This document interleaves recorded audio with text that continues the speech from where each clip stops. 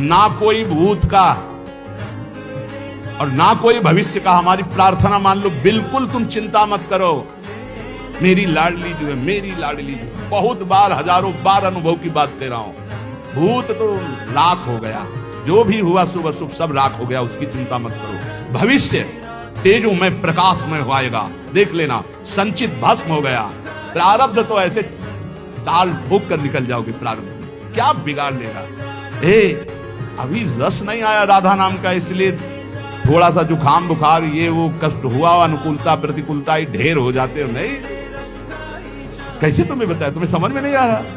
हमारे पास शब्द नहीं है, पर समझ में तो आ ही रहा होगा। जब आदमी फड़फड़ाता है तो नहीं दिखाई देता कि कितना परेशान है। तो हम परेशान है कि वो बात शब्द ही नहीं मिल रहा जो हम आपको बतावें। राधा, राधा में कितना पावर है, इतनी सामर्थ है। ना आपको भूत की चिंता करनी, ना भविष्य की चिंता करनी, बस भरोसा किशोरी जी का। काहू के बल भजन को काहू के आचार, और व्यास भरोसे कुंवर के सुवत पांव पसार। और जब कुंवर के भरोसे हैं तो कुंवर के अधीन अनंत शक्तियां हैं, और कुंवर हमारी लाडली जी के अधीन है। इतना बढ़िया जगह ठिकाना मिल गया है, अब मस्ती ही मस्ती है। बस इस ठिकाने से अलग हटे तो भाई मस्ती फिर कमजोर हो जाएगी। ठिकाने में रहो, श्री राधा जुग चरण निवास। जबान में राधा नाम और हृदय में राधा किशोरी के गोरे चरणारविंद की ठसक। सब शास्त्रों का, सब संतों का एक ही मत है, संसार का विस्मरण और प्रभु का स्मरण। जो चतुर उपासक होता है, जब देखता है यहाँ रोकने वाले बहुत हैं, तो वो चलता नहीं है, वो दौड़ता, भाग पड़ता कि कहीं मैं फंस न जाऊं। भागना क्या है, जैसा भोग आकर्षण उतना ही राधा राधा राधा राधा राधा। जैसे अंदर काम आदि की पीड़ा बढ़ रही, वैसे ही आहार पर संयम, वैसे ही अपने को एकांत सेवन में, वैसे ही प्रपंच से और विरति और वैराग्य। यह है दौड़ना। और जो शिथिल साधक होता है, बहुत समय हो गया, चलो ये खा लेते हैं, ये देख लेते हैं, ये छू लेते हैं, ये सूंघ लेते हैं, ये भोग लेते हैं, मनोरंजन में फंस जाता है। श्री श्यामा श्याम के प्रेम रस की प्राप्ति के लिए इतना तो समझ लो, एक बार चित्त को सब जगह से समेट कर प्रियाजू के चरणों में लगाना ही है। और लगाओगे कहां, कहां लगाने लायक है। सच्ची बानिए, ये बुद्धि भ्रष्ट है, इसलिए इसको अच्छा लगता है कुछ। क्या अच्छा लगता है, कोई बात बता दो कि क्या अच्छा लगता है। इतने सुंदर सुंदर पदार्थ खाओ, विष्ठा बन जाता है। इतना सुंदर सुंदर पेय पियो, लघु शंका बन जाता है। और शरीर भोग के लिए जो आकर्षण तो मलमूत्र के द्वार हैं। क्या है ऐसा, कहां है ऐसा त्रिभुवन में जिसके लिए हम श्यामा श्याम को भूल करके उन भोगों में चले जाएं। विचार करो, खुली बात है, विचार करो आप, कौन सा ऐसा सुख है जिसके लिए आप अंदर उत्सुक हो रहे हैं। श्यामा श्याम को त्याग कर उनके नाम रूप लीला धाम की विस्मृति करके भोगों में आकर्षित हो रहे हैं। ये कुसंग का फल होता है। जब हम कुसंग से प्रभावित हो जाते हैं तो हम भूल जाते हैं हम किस मार्ग के पथिक हैं, हमारा लक्ष्य क्या है। इसीलिए कुसंग का सर्वतोभावेन सावधानी पूर्वक त्याग करते रहना चाहिए। कल चर्चा हुई थी, जब साधक किसी कुसंगी अधर्मी का अन्न खा लेता है या उससे मित्रता करके उसका संभाषण आदि स्वीकार करता है या मानसिक चिंतन करने लगता है, ये बड़ा कुसंग है। वृत्ति का कुसंग, व्यक्ति का कुसंग, आहार का कुसंग, दृश्य का कुसंग, ये हमें मार्ग से भ्रष्ट कर देता है। बहुत सावधान। अभक्त संगो देहोत्थो वाचिको मानसस तथा त्रिविधोपि परित्याजो भक्ति कामनाय बुधई। जिसे विशुद्ध प्रेम लक्षणा भक्ति की कामना है, ऐसे बुद्धिमान उपासक को चाहिए कि देहोत्थ शरीर से, वाचिको वाणी से, मानसस तथा मन से भी अभक्त का संग न करे, अभक्त की चर्चा भी ना करे। अरे वो अमुक ऐसा, बिल्कुल नहीं। चर्चा होने लगे कान में अंगुली डाल दो। अभक्त की चर्चा सुनने मात्र से सुकृत नष्ट हो जाते हैं, मन मलिन हो जाता है।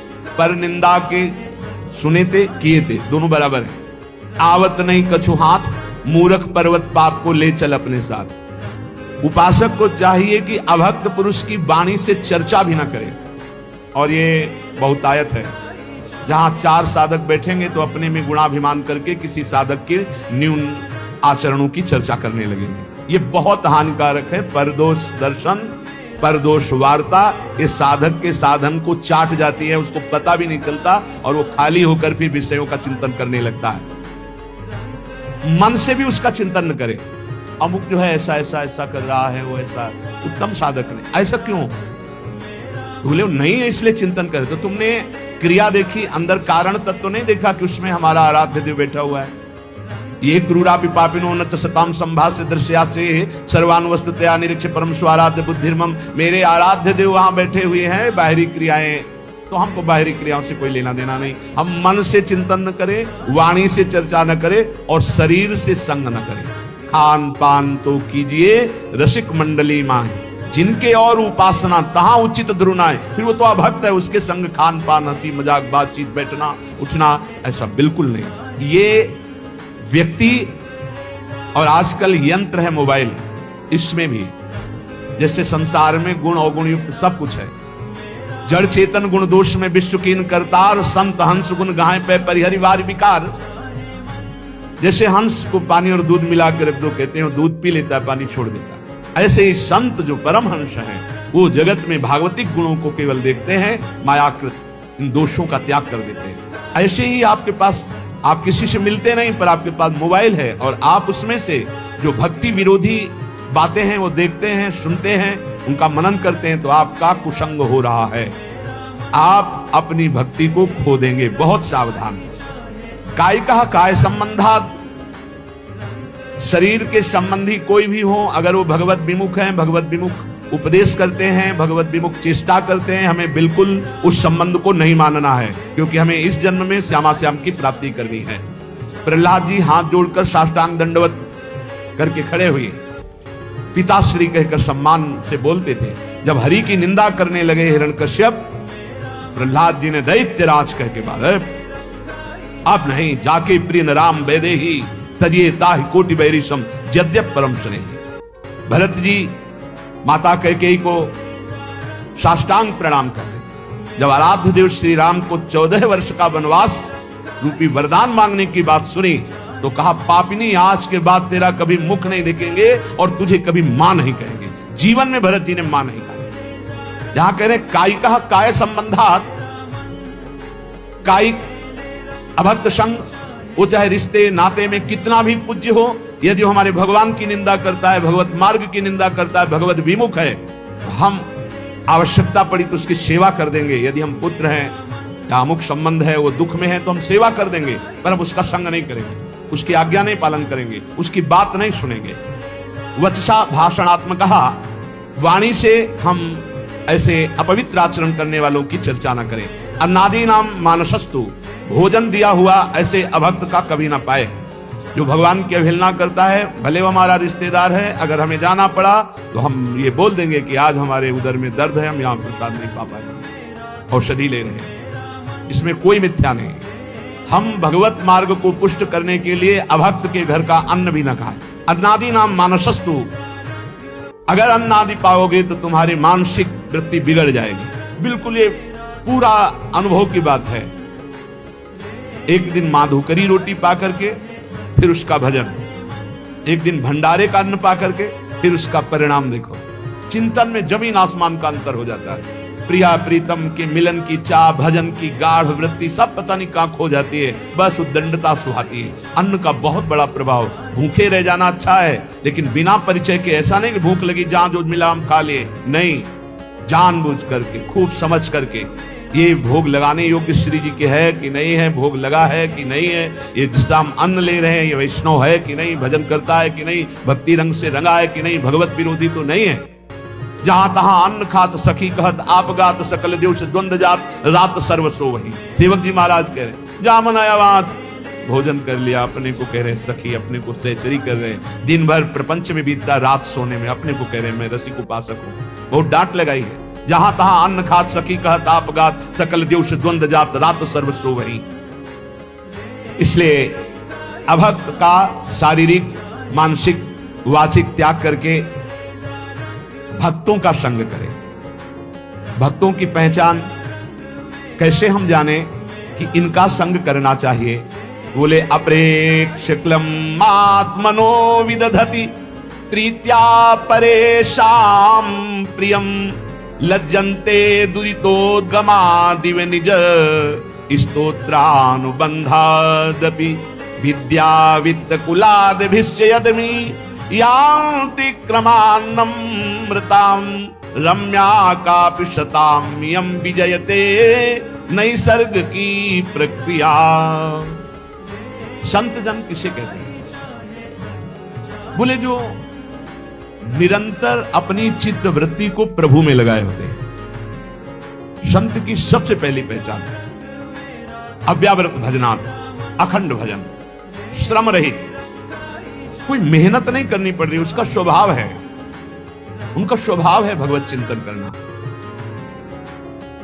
याजुपर्यो में सहज स्वभाव श्री हरिवंश नाम रस चाओ, इस स्वभाव पड़ गया है, स्वाद मिल गया है नाम का, स्मरण का। संत की सबसे बड़ी पहचान है हर समय वो निरंतर अविरत तैल धारावत अपने इष्ट के चिंतन में। मुखाकृति देखते ही पता चल जाता है बहिर्मुख है या अंतर्मुख है, ये श्री जी के चिंतन में या संसार के चिंतन में। ये तो बहुत छोटे छोटे साधकों को पता चल जाता है जो ठीक से साधना करते हैं। दूसरा संत की पहचान दूसरे के क्लेश को देखकर तत्काल द्रवित हो जाना और उसकी दुख निवृत्ति के लिए तत्पर हो जाना। पर दुख द्रवई सुसंत पुनीता, दूसरे के दुख निवृत्ति के लिए तत्पर हो। हे भगवान, कैसे मैं इसका दुख दूर करूं, क्या करूं? अब उसके पास कोई उपाय नहीं तो सीधे भगवान से, हे नाथ, इसके दुख को दूर करो, प्रभु आप कृपा करो, मुझे प्रेरणा करो, मैं कैसे इसके दुख को दूर करूं, कैसे सुखी हो पावे। ये संत सरल चित जगत हित जान स्वभाव सनेम, उनका स्वभाव ही होता है जगत हित, दूसरे का प्रिय कार्य करने में बिल्कुल लज्जा ना आना, चाहे वो शौच धोना पड़े, चाहे वो कुछ भी कार्य हो, लज्जा संकोच छोड़ करके, अपनी परवाह न करके दूसरे के दुख की निवृत्ति के लिए पूरा प्राण अर्पित करके तत्पर हो जाना, इस संतों का स्वभाव होता है। पहला अखंड स्मृति, दूसरा परहित परोपकार। किसी भी जीव को किसी भी तरह का दुख उसके द्वारा पहुंच ही नहीं सकता। संत का वचन, संत की चेष्टा, संत का संकल्प मंगलकारी होता है। साधु ते होए न कारज हानि, किसी भी तरह का चाहे वो वाचिक ही क्यों ना हो, संत के कभी ऐसे वचन नहीं निकलते कि दूसरे के हृदय में जाके पीड़ा पहुंचा दे। नहीं, संत के हृदय से निकले हुए वचन तो ऐसे होते हैं दूसरे के हृदय में आनंद वर्धन करने वाले। परुख वचन, कठोर वचन ये संत के वाणी से निकल ही नहीं सकते, क्योंकि वहां निरंतर भगवत स्मृति चल रही है। शरीर से ऐसी चेष्टा ही नहीं हो सकती। तो जिसे भगवत मार्ग में चलना है तो इसको आदर्श मानकर स्वीकार करना। पहला अखंड स्मृति, हम हर समय भगवान के स्मरण में, प्रिया प्रीतम के नाम स्मरण में लगे रहे। दूसरा, किसी को भी दुख न पहुंचाए। ये जो अंडा मांस मछली ये सब खाते हैं, इनकी बड़ी दुर्गति होने वाली है। ये ना समझें कि हम परम स्वतंत्र हैं, जो चाहे कर ले। नहीं नहीं नहीं, यहाँ एक सेकंड का भी हिसाब मिलेगा आपको, एक सेकंड का भी। जब से आपकी शुद्धि हुई और जब आप बेशुद्ध होंगे, मरेंगे, उस समय तक का पूरा रजिस्टर आपका है, आपके साथ है। जय श्री हरिवंश नरक गति दुर्भर यम द्वारे कटियत नख छिके, एक छोटी सी क्रिया का भी हिसाब है। आप मनमानी ना सोचें। मांडव्य ऋषि ने तितली की गुदा में कांटा डाल के छोड़ दिया था, तो उनकी गुदा में सुली डाली गई, सुली, और वो काट दी गई, निकली नहीं। अनि मांडव्य नाम पड़ा। वही धर्मराज जी को जाके साप दिए तो विदुर जी के रूप में धर्मराज जी अवतरित हुई। एक इतने बड़े ब्रह्म ऋषि तपस्वी तितली की गुदा में कांटा डाले, उसको नहीं मिटा पाए, और उनकी गुदा में सूली पड़ी रही, आज भी पड़ी है।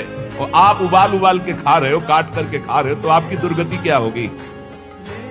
सावधान हो जाएं। सबसे प्रार्थना है, यदि जीवन अपना मंगलमय आनंदमय करना चाहते हो तो मदिरापान करना, मांस खाना, अंडा खाना, मछली खाना, ये जीव जंतुओं को भूनकर उबालकर खाना बंद कर दो, नहीं नरक में भुने जाओगे। और यहां भी भुनोगे, वीआईपी कार में आग लगेगी और पूरे के पूरे परिवार सहित भुन जाओगे। जो बहुत स्वाद ले रहे हो ना, ऐसे चीखोगे, कोई खोलने वाला नहीं मिलेगा, क्योंकि वो तार बंद हो जाएंगे जिनसे बटन से खुलता है। तुमने भूंजा है ना, तो तुम्हें काल भूंजेगा उसी कार में। बड़े रुआब से चल रहे, कई करोड़ की कार है, उसी में भूंज जाओगे। हमारी बातें कड़वी लगेंगी, लेकिन समझ लीजिए, शरीर से, मन से, वचन से दूसरों का दुख भरा कार्य, अपकार, अहित कार्य करने वाला कभी चैन से नहीं रह सकता, कभी शांत नहीं रह सकता, सदैव दुखी रहेगा। इसलिए दूसरों के शरीर का मांस खा के कोई बलवान नहीं होता। आप थोड़े दिन ब्रह्मचर्य से रहिए, सदाचार पालन कीजिए, सात्विक भोजन, ऐसा बल आता है, सच्ची मानिए, ऐसा बल आता है, ऐसा उत्साह होता है।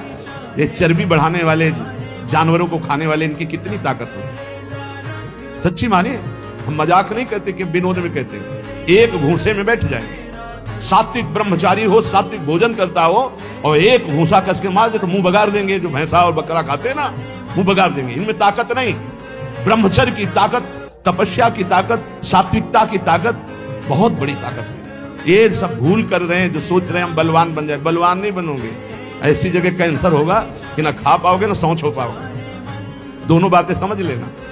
हम भयभीत नहीं कर रहे हैं, कितने ऐसे उदाहरण सामने आते चले जा रहे हैं जो देखने को मिल रहे हैं। हे भाई, दूसरों का मांस खाना, जहां तक हमारी आवाज पहुंच रही हो, अब भी बंद कर दो। हरि शरण में हो जाओ। वो कह रहे हैं आम तो आम स्वरूपापेभ्यो मोक्षयिष्यामि मा शुचा, मैं तुम्हें पवित्र कर दूंगा, पक्का पवित्र कर देंगे। क्योंकि जिनके चरण धोवन गंगा जी त्रिभुवन को पावन करने वाली, वो भगवान पक्का पवित्र कर देंगे। पर अब लो नसानी, अब ना सही हो, अब तक किया आप मत करो, होश में हो जाओ। ये जो बहुत अच्छे कपड़े पहनकर आप समझते हो हम बड़े आदमी है ना, इतने छोटे बनाए जाओगे कि तुम्हें समझ में आ जाएगा। अभी अवसर मिला था कि धन के द्वारा असहायों की सेवा करो, दूसरों को सुख पहुंचाओ, नाम कीर्तन करवाओ, नाम कीर्तन करवा करके लोगों को सुख पहुंचाओ। तुम उपद्रव कर रहे हो, मनमानी आचरण कर रहे हो। संत वही है जिसके वचन से, शरीर से, मन से किसी का कभी अमंगल ना हो। और संत वही जब उसकी प्रशंसा होने लगे तो ऐसा लज्जावान हो जाए जैसे किसी का पाप खुल जाए, पाप की बात खुल जाए तो कैसा लज्जित होता है, ऐसा प्रशंसा में लज्जित होना चाहिए। संत अपनी प्रशंसा सुनकर लज्जा से युक्त हो जाते और दूसरे की प्रशंसा सुनकर आनंदित होते हैं। दूसरे की निंदा सुनकर तुरंत कान में अंगुली, अपनी निंदा तो कान की अंगुली हटा लो, खूब आराम से सुनो। ये साधुता के लक्षण है। अपनी निंदा तो बुरी लगेगी, दूसरे की निंदा सुखद लगेगी। अपनी प्रशंसा अच्छी लगेगी, दूसरे की प्रशंसा दुखद लगेगी। ये असंत का लक्षण है। संत का लक्षण है अपनी प्रशंसा सुनते ही सकुचा जाना, दूसरे की प्रशंसा सुनते ही आनंदित हो जाना, अपनी निंदा सुनते हुए आनंदित हो जाना, दूसरे की निंदा सुनने पे क्लेशित हो जाना। अरे क्या भगवत चर्चा के सिवा ये क्या प्रपंच की बात सुना रहे हैं। जैसे कोई पाप अपना प्रकट हो जाए तो लज्जा आ जाती है, ऐसे जब चार लोग प्रशंसा करने लगे तो लज्जा आ जानी चाहिए। संत में विद्या का, तपस्या का, भजन का, संपत्ति का, कुलीनता का किंचन मात्र भी अभिमान नहीं होता। जो असंतों में बहुतायत होती है, थोड़ी विद्या तो अभिमान, थोड़ा धन तो अभिमान, अपार धन अपार विद्या ज्ञान समुद्र होते हुए भी वो दैन्य होते हैं। हमने देखा है, महापुरुषों को देखा है, काशी में देखा, पूज्य बक्सर वाले मामा जी का अग्र पूजा का सम्मान किया गया था।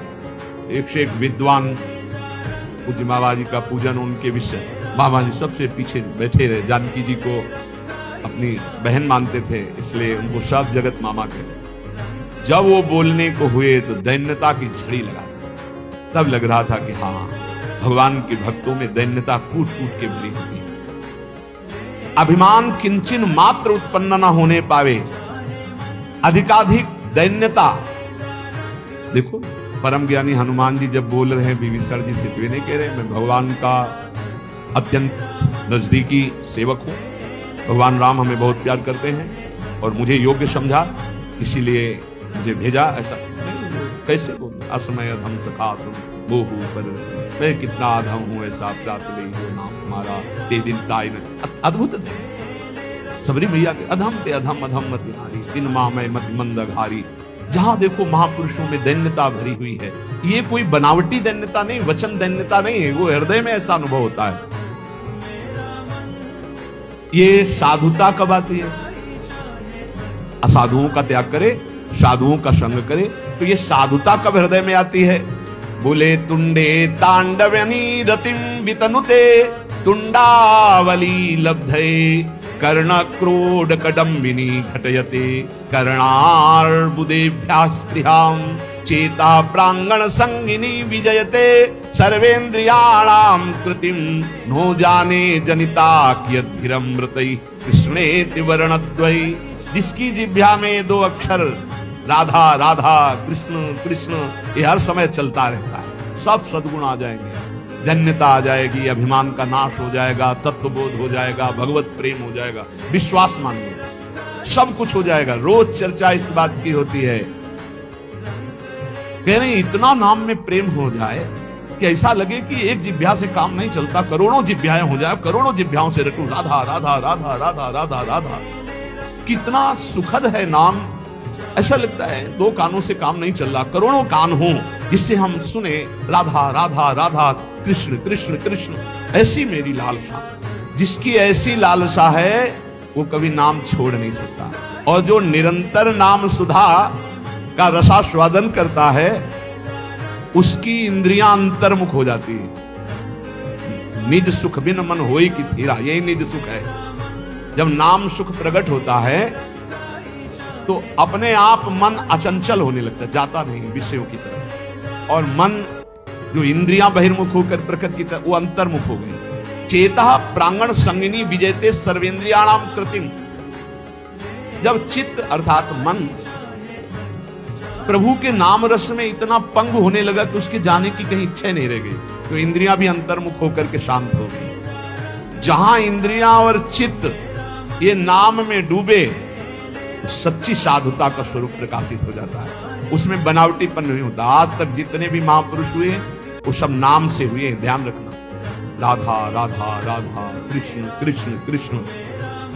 अरे मन, ये बड़े दयामय हैं युगल सरकार। द्रुत कनक सुगौर स्नग्न मेघौघ नील, छविभिर अखिल वृंदारण्य मुदभासयन्तौ, मृदुल नवदुकूले नील पीते दधानौ, स्मर निभृत निकुंजे राधिका कृष्ण चंद्रौ। राधा राधा कृष्ण कृष्ण ऐसा जपोगे तो क्या होगा? तुम्हारा चित्त रूपी दर्पण साफ होगा, चेतो दर्पण मार्जना। जहां चित्त साफ हुआ और चित्त में ही चित्त चोर की झांकी आई, एक सघन मेघ श्याम वर्ण, जैसे नवीन जलधर में बिजली विराजमान हो दमकती हुई। आकाश की बिजली तो चमकती और अंतर ध्यान हो जाती है, लेकिन वृंदावन नवनिवृत्त निकुंज में जो बिजली विराजमान है मेघ में, वो स्थायी विराजमान। आज दो दामिन मिल बहसी, बिचले श्याम घटाते नूतन ताके रंग रसी। आज दो दामिन मिल बहसी, एक चमकी चहुओर सकीरी अपने स्वभाव लसी, और आई एक सरस गहनी में दो भुज बीच बसी। आज दो दामिन मिल बहसी, एक श्याम सुंदर के वक्षा स्थल से लगी हुई पीता अरुण क्षय मनंत तडिल्लता भाम, और एक आकाश में नवीन जलधर में चमकी और अंतर ध्यान हो गई। बोले ये नवनिवृत्त निकुंज में विराजमान नवीन जलधर की कांति वाले श्री लालजू के हृदय से लगी हुई श्री प्रियाजू, बोले ये संपूर्ण वृंदावन गौर श्याम कांति से उद्भासित हो रहा है। ऐसा वो उपासक देखता है जिसकी हर समय जिह्वा इस नामामृत का पान करती रहती। राधा राधा राधा। नीलांबर पीतांबर धारी नवनिवृत्त निकुंज में विराजमान श्री युगल सरकार की, परसों कह रहे थे लाइव दर्शन होता भाई। यहाँ हमारे प्रभु ऐसे नहीं कि आए और दर्शन दिए और चले गए, ऐसा नहीं होता। ये वृंदावन धाम है, जी नहीं सकते उपासक। रही न सकत पल पलकन अंतर जैसे जलते मीन, तो क्या करते हैं? सीधे ऐसी सामर्थ्य प्रदान करते हैं, हृदय नेत्र खुलते हैं और प्रतिपल छिन छिन बिहरत संग, छिन छिन निरखत प्रेम भरी, छिन जस कहता भंग। ये जो कृपा हरिवंश की सदा सदा के लिए उस श्यामा श्याम के संग हो जाता है। हर समय जिह्वा से निरंतर नाम जपते हुए हमारे नेत्रों में श्यामा श्याम क्यों प्रकाशित नहीं होते? क्योंकि कोई न कोई अन्य अभिलाषा भी है। विवेक के द्वारा उसको त्याग दो, नहीं तो हमारे प्रभु पहले वही भोग तुम्हें देंगे जो तुम आशा कर रहे हो। विभीषण जी आए तो सबसे पहला कार्य रघुनाथ जी ने समुद्र का जल मंगवाया और राज तिलक किया। और विभीषण जी ने स्वीकार किया, उर्कछ प्रथम वासना रही। ये जो अन्य अभिलाषा है, ये देख लो अपने अंदर, जल्दी जल्दी इसको ऑपरेशन करो, विवेक के द्वारा निकाल कर बाहर कर दो। यदि आपसे नहीं हो रहा है तो गुरुजनों से निवेदन करो, डॉक्टर हैं वो, सदगुरु वैद्य वचन विश्वास करो, उनकी आज्ञा का पालन करो तो तत्काल उस वासना का नाश हो जाएगा। ऐसा नहीं हो रहा तो सबसे बड़े वैद्य हैं श्री श्यामाजू, श्री लालजू। प्रियालाल से प्रार्थना करो, रो के प्रभु मेरी इस वासना की कभी पूर्ति मत करना। इसको नाश कर दो प्रभु। यदि मैं बार बार आपसे विमुख कोई वस्तु